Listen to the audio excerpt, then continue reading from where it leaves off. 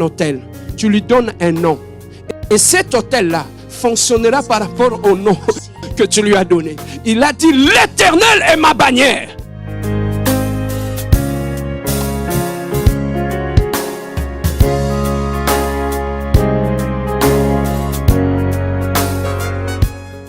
Un collègue au travail, partout où vous êtes bien-aimés dans le Seigneur, soyez une bénédiction pour quelqu'un. Ne gardez pas ce numéro pour vous-même. En parler aux autres, ça sera une grande bénédiction. Donc nous étions en train de dire, il y a un lien direct entre la prière du juste, bien-aimé dans le Seigneur. Il y a un lien direct entre la vie du juste et sa prière. Donc on a dit que la prière fervente du juste est efficace. Donc la Bible n'a pas choisi tout le monde. Il a dit tout le monde était en train de prier. Mais on a remarqué que parmi tous ces gens qui étaient en train de prier, il y avait la prière d'une personne qui était tellement efficace. Bien aimé dans le Seigneur, on remarque l'efficacité d'une prière par le résultat qu'elle procure. On a remarqué que parmi tous ces gens qui priaient, il y avait une seule personne par rapport à qui ces prières étaient efficaces. À chaque fois qu'il priait, il y avait des résultats qui s'en suivaient. Et cette personne-là, on a dit qu'il n'était pas une autre personne qu'un juste. On a dit que c'est quelqu'un qui était droit, c'est quelqu'un qui vivait selon les Écritures, c'est quelqu'un qui marchait selon les Écritures, c'est quelqu'un qui marchait selon la crainte de Dieu. Bien aimé, un juste, ce n'est pas quelqu'un qui manque de péché, non. Personne bien-aimé dans le Seigneur est sans péché. Nous sommes tous faillibles. Mais ici, on parle du juste. Qui est un juste? Un juste, c'est quelqu'un comme toi et moi. C'est quelqu'un qui respire. C'est quelqu'un qui croit en Dieu. C'est quelqu'un qui prie. Mais bien-aimé dans le Seigneur, cette personne-là a aligné sa vie par rapport à la parole de Dieu. Cette personne-là respecte le principe biblique. Cette personne-là respecte la parole de Dieu. Bien-aimé, beaucoup de gens lisent les Écritures, vont à l'église, prient, mais leur vie, bien-aimé dans le Seigneur, n'a rien à voir avec la parole de Dieu qu'ils écoutent, bien-aimé dans le Seigneur. Donc, il est très important, bien-aimé, de revoir notre conduite, de revoir notre façon de marcher, de revoir notre façon d'agir, de revoir comment nous prenons des décisions, comment nous dirigeons notre vie, bien-aimé dans le Seigneur, parce que tout cela aura un impact direct sur tes prières. Bien-aimé, je me demande sur cette terre des hommes, lorsque tes prières ne sont pas exaucées, lorsque tes prières ne sont pas efficaces, que fera-t-il, bien-aimé dans le Seigneur? Ce monde, nous sommes attaqués de partout, la nuit comme le jour, au travail, dans la famille, dans l'église, partout où nous sommes. Bien-aimé, si sur le plan de la prière, tu n'es pas efficace, bien-aimé, tu subiras la loi de ta famille, la loi d'autres personnes, la loi des sorciers, la loi des occultistes. Comme j'aime toujours le dire, nous sommes dans un monde où si tu ne domines pas, on te dominera. La domination, c'est d'abord spirituel. Donc, il faut avoir une puissance, il faut avoir une autorité sur le plan spirituel, de telle façon que quand tu pries, tu es capable d'imposer l'ordre là où le diable voulait semer les désordres dans ta famille, dans ta maison et dans ta vie, bien-aimé dans le Seigneur. On parle de la prière du juste. Mais maintenant, aujourd'hui, j'aimerais te parler du cœur du juste. Parce que, bien-aimé dans le Seigneur, le cœur, c'est l'autel sur lequel le prière monte vers le trône, vers Dieu. Bien-aimé, un cœur qui est souillé produit une prière souillée. Je répète, un cœur qui est souillé produit une prière souillée. Ta prière peut être bonne, mais bien-aimé, écoutez ceci. Ta prière peut être bonne, mais lorsque cette prière est déposée sur un cœur qui est souillé, bien aimé, automatiquement ta prière deviendra souillée et inefficace. Je peux le dire autrement. La nourriture peut être bien préparée, bien assaisonnée. La nourriture peut être succulente. Mais lorsque la nourriture est placée sur une marmite qui est sale, la saleté de la marmite va affecter la qualité de la nourriture. Donc, même une nourriture qui était bien, lorsqu'on la dépose sur une assiette qui est sale, ça salit aussi la nourriture. Donc, c'est comme ça aussi la prière. Une prière peut être bien. Tu pries très bien, tu pries en langue, tu pries en utilisant les versets bibliques, en utilisant les bons mots. Oui, c'est bien beau. Mais bien aimé dans le Seigneur, cette prière-là, avant que tu l'envoies à Dieu, tu la déposes sur ton cœur qui est l'autel. Mais maintenant, quel est l'état de ton cœur?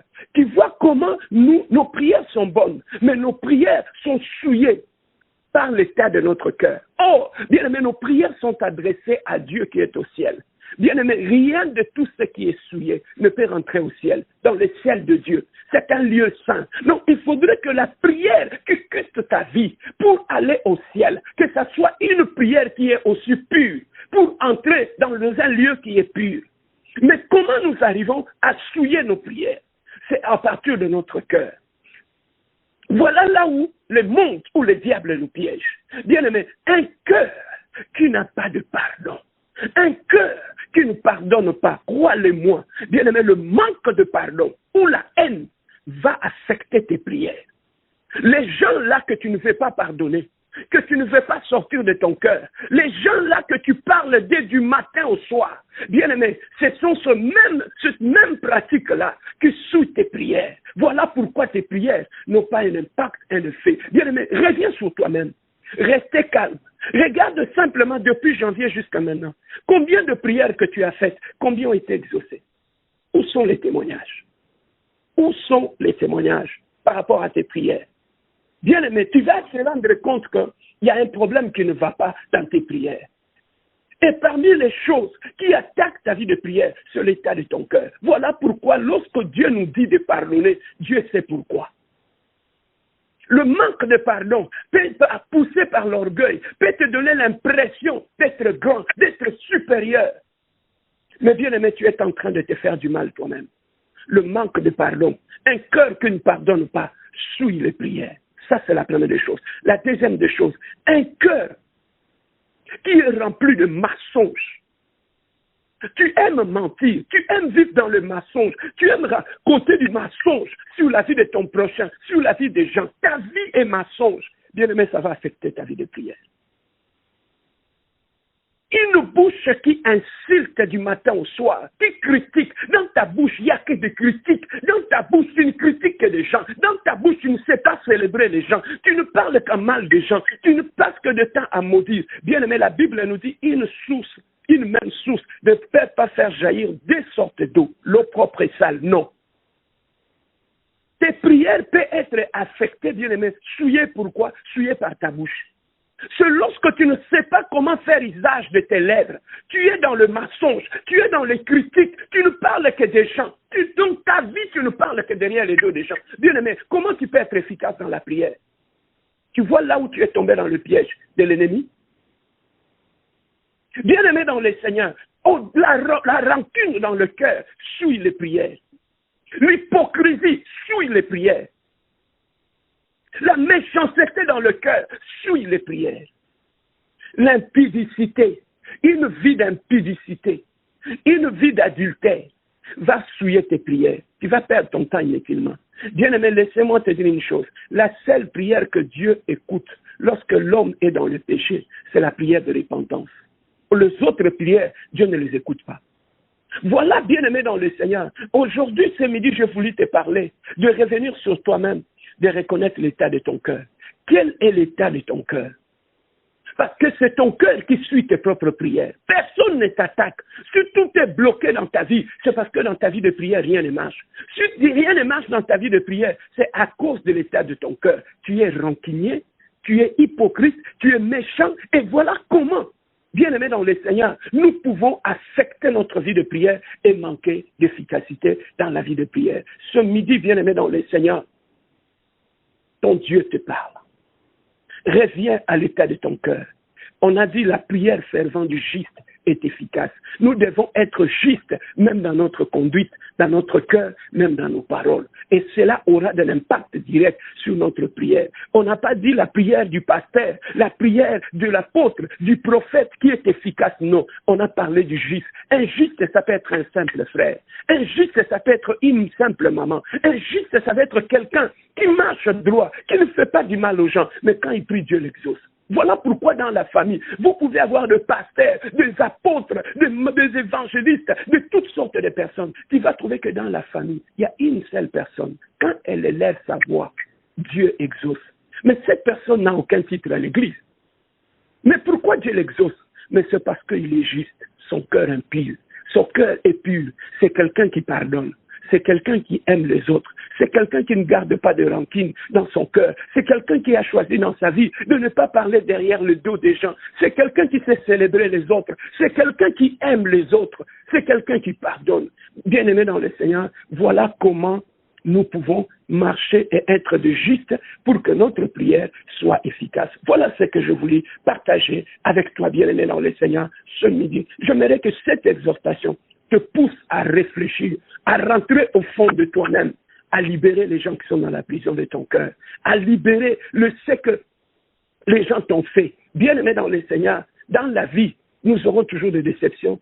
Les gens nous feront toujours du mal. Mais lorsque tu as choisi de devenir rancunier, tu vas te détruire toi-même. La vie est un voyage. Si tu veux aller loin, tu dois voyager léger. Libère-toi de tout ce bagage-là, bien-aimé dans le Seigneur. Les gens qui t'ont fait du mal depuis que tu avais 7 ans, jusqu'aujourd'hui, nuit et jour, tu en parles. Tu vas aller où avec tout ça? Tu vas aller où avec tout ça? Quand tu es arrivé au Canada, les gens qui t'ont fait du mal, tu en parles partout où tu vas. Tu vas aller où avec tout ça? Tu ne trouves pas que tu es en train de te compliquer toi-même? Apprends à tourner la page. Moi, je l'ai compris. Je marche toujours avec l'esprit d'un jour nouveau.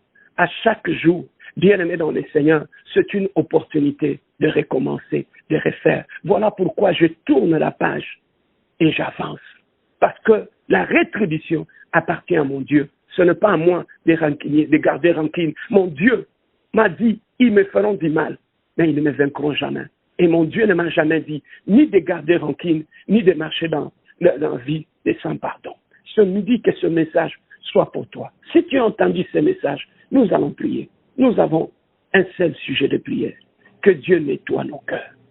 Que Dieu nettoie nos cœurs. Nous prions beaucoup, les résultats ne viennent pas. Parce que dans nos cœurs, il y a l'hypocrisie, il y a la méchanceté, il y a le mal. On écoute la parole comme si on ne l'écoute pas. Nos cœurs ont développé une résistance à la parole. Même quand on nous prêche, bien-aimé dans le Seigneur, on reste statico, fixe dans notre façon de voir les choses. Ça ne marche pas. Bien-aimé dans le Seigneur, la Bible dit, si tu entends ma voix, si tu te reviens vers l'Éternel, Dieu va restaurer ta vie. Beaucoup de choses vont s'ouvrir dans ta vie. Ça ne demandera pas la prière. Ça demandera seulement que tu libères les gens qui sont dans ton cœur. Cela, si tu ne le fais pas, il y a des maladies dans ta vie qui se développent tout simplement à cause de ce que tu as dans ton cœur. Bien-aimé, il y a des mauvaises choses qui t'arrivent tout simplement dans ta vie. Non pas parce que c'est la sorcellerie ou l'envoûtement, c'est l'état de ton cœur qui attire ce malheur dans ta vie. Bien-aimé dans le Seigneur, l'état du cœur peut t'ouvrir les portes de bénédiction et remplir ta vie de toutes sortes de bénédictions. Un seul sujet de prière, que Dieu nettoie nos cœurs, que nos cœurs ne soient plus l'autel de la haine ou de la méchanceté, que Dieu nous aide à libérer nos cœurs. Nous allons prier ce midi, un seul sujet de prière, inviter le règne de Dieu dans nos cœurs et bien-aimé dans le Seigneur, prier pour que Dieu puisse nettoyer ton cœur de toute la saleté et de la boue. Nous allons le faire avec le frère Christian qui va nous conduire dans ce programme de prière. À toi la parole, frère Christian. Merci beaucoup, papa. Je salue Dieu dans le Seigneur là où vous êtes présentement. Nous voulons aller devant la présence de notre Dieu. Nous voulons bénir la présence de Dieu qui nous a protégés, qui nous a donné ce temps. Tu vas élever ta voix et bénir la présence de notre Dieu. On va prier.